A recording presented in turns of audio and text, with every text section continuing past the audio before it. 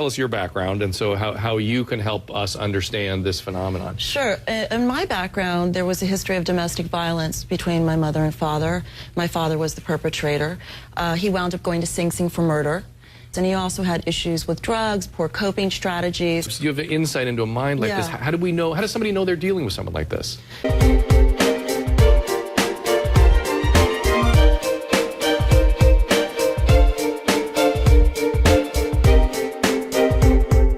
Cindy herself is a pathological liar. Wait. Now, listen. I'm okay with saying Top Mom is a pathological liar because she's proven that. There is a pattern here that goes beyond enabling, where this woman's ego is so fragile that the mere thought that her daughter committed this act would shatter her. Okay, Dr. Seppinni, you're right, and I'm wrong on that. With George, the issue also has to do with him being passive to the mom, and the mom dominated the household, and George could not tolerate the abandonment issues from his wife and his own family history. Interesting. I think that Mayor Bloomberg is doing the right thing, and that means being very highly visible. That means going out and doing what they normally do. And the biggest thing is communication. And some of these parents are going to have to turn their TVs off and talk to their kids privately and show them other activities.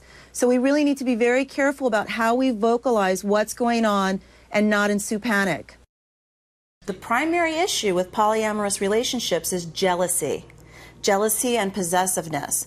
And that's human nature, and it's hard to fight. Money and power that comes with money is the gateway to addiction.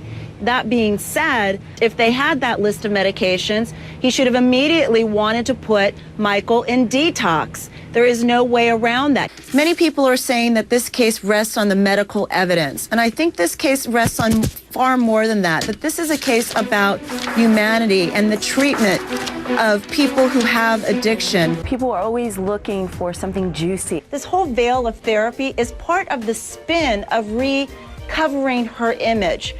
I think Ms. Seppinni doesn't know what she's talking about.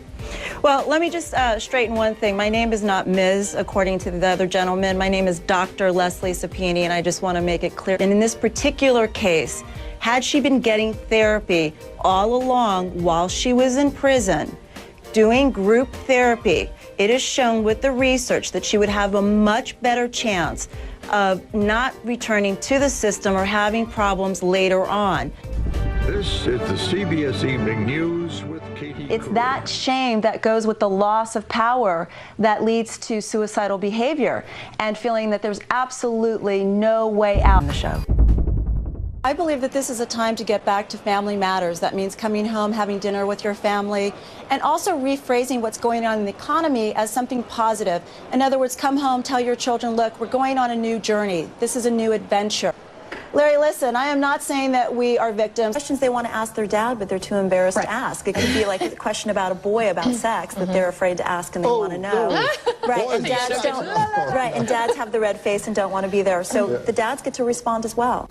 Let me just tell you, somebody who was a foster care child, this case disgusts me. I mean, absolutely sickens me, because now what this child is relegated to is a life of being bounced around within foster care, because we already know Child Protective Services has trouble doing their job. So if anybody out there, I beg you, if you're a good family, step forward and claim this kid. So if they weren't checking on Ayla, why weren't they checking on the other baby in the same room? Good question. Therefore, if he's going to die, they must die because they are connections of They're him. an object for him. They're just an object. And Yeah. he's- They're part of him. They're like his exactly. hands. Remember, the kids are also an extension of his deceased wife. And so that's another layer that he thought he was going to get away from. He never anticipated this custody battle. I guarantee you, he did not plan for this. And he thought he got away with the perfect murder.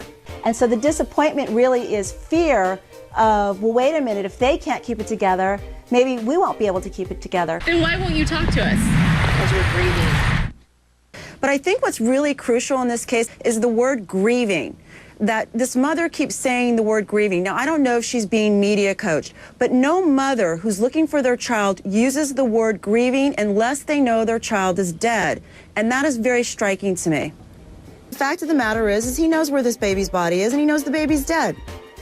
She has OCD. OCD goes in combination often with antisocial personality disorder. And so I'm not surprised that she could leave her children alone, that the mounting circumstantial evidence is everywhere, and that she refuses to speak to the police, knowing that she already knows that her child is unfortunately gone.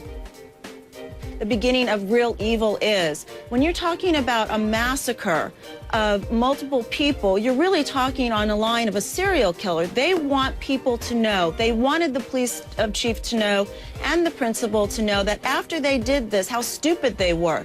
They want to be famous. They feel rejected. We're talking about a very grave issue of neglect.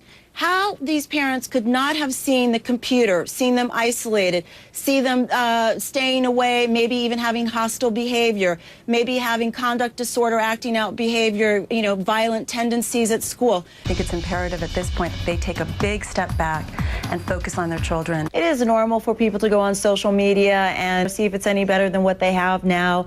My concern is his background of having 2 court orders, the first with his first wife, in which she claimed domestic violence, and she got custody of the children.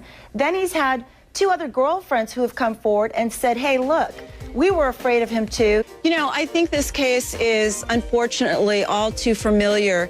Men that have a history of domestic violence, this gentleman has a history since 1997, and as it's been pointed out, was discharged dishonorably. And so his violence and his temperament has escalated over the years. And so it's escalated to a point where we now have the perfect storm of murder.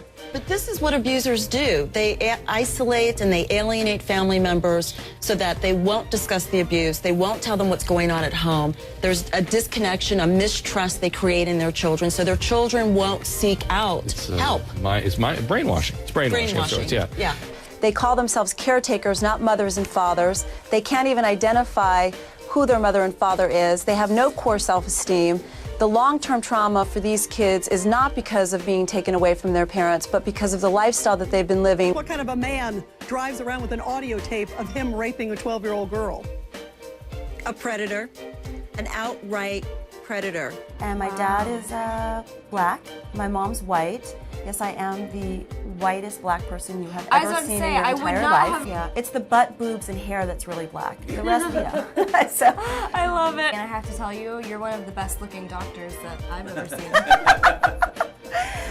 if I ever decide to change teams, I'm going with you.